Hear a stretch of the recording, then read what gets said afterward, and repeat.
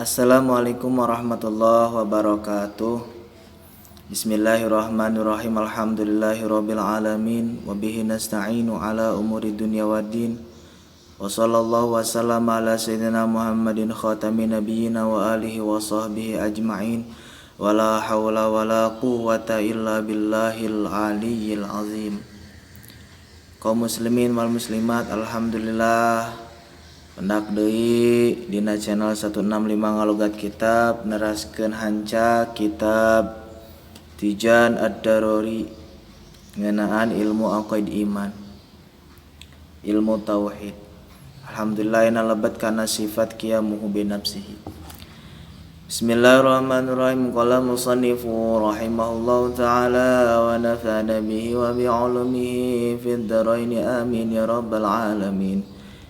Wa yajibu sareng wajib fi haqqihi ta'ala dina hakna Allah ta'ala anu maha luhur.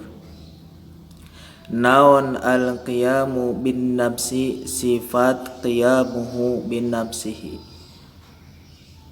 Al-qiyamu jumeneng Allah bin nafsi kalawan zatna.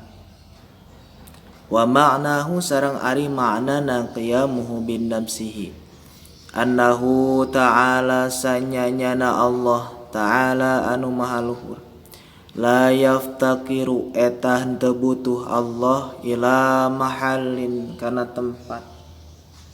Allah henteu butuh kana tempat, ila mahalin kana tempat, teu butuh kana tempat Allah mah. Wala jeung teu butuh Allah ila mukhassisin kanu nangtukeun. Manana sifat qiyamu bin nafsihi Allah teu butuh kana tempat jeung teu butuh kanu nangtukeun, tegasna kanu ngayakeun. Allah teu butuh kana sagala wae perkara, teu butuheun Allah. Tapi sabalikna sakabeh perkara butuh ka Allah Subhanahu wa ta'ala. Wadiduhu jeung ari lalawanan sifat qiyamuhu bin nafsihi al-ihtiyaju eta sifat ihtiyaj hartosna butuh Allah ilal mahalli kana tempat wal mukhassisi jeung kanu nangtukeun.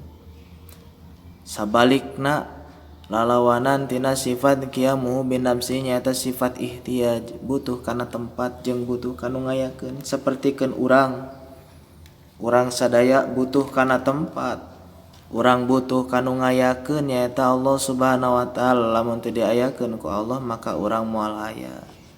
Wa dalilu sareng ari dalilna ala zalika anu nuduhkeun dalil teh nya kana sifat qiyamuhu bin nafsihi na Allah annahu sanyanyana Allah lawihtaja lamun mah butuheun Allah ila mahalin kana tempat lakana yakin bukti eta Allah teh sifatan sifat wa kaunuhu sareng ari buktina Allah sifatan eta sifat muhalun mustahil. Walau ihtaja jeung lamun butuh Allah ila mukhassisin kanu nangtukeun ka anu nangtukeun teh butuheun Allah lakana yakin bukti Allah hadisan eta anyar. Wa kaunu sareng ari buktina Allah hadisan eta anyar muhalun eta mustahil. Lamun Allah butuh kana tempat berarti Allah teh sifat lain dat. Lamun Allah butuh kanu ngayakeun kanu nangtukeun nu ngayakeun maksud teh maka Allah teh eta anyar jeung ari Allah anyar pasti mustahil. Maka qiyamuhu bin nafsihi menegaskan bahwa Allah teu butuh kana tempat jeung teu butuh kadat selain ti mantenanana. Tapi sawalerna sabalikna urang sadayana butuh ka Allah Subhanahu wa ta'ala. Maksudna sifat teh lain sifat 20 tapi sifat selain ti sifat ma'ani ma'nawiyah. maka wahia wajibatul qiyam Allah wajib berdiri atau napi jumeneng bihi ta'ala kalawan zatna Allah ta'ala lil adillati ala dalika kalawan dalil-dalil yang tadi disebutkan.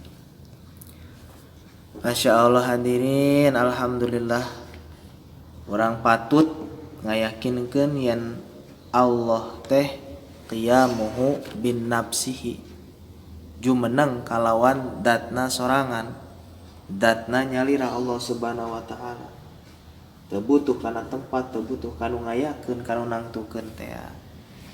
Sabalikna urang sadayana butuh ku Allah subhanahu wa ta'ala.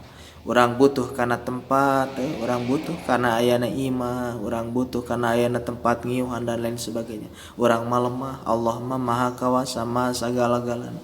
Mana mungkin dat anu maha kawasa, maha ngersakeun, maha sagala-galana butuh kana tempat jeung butuh kana zat selain ti Allah subhanahu wa ta'ala nyata kanu ngayakeun teh.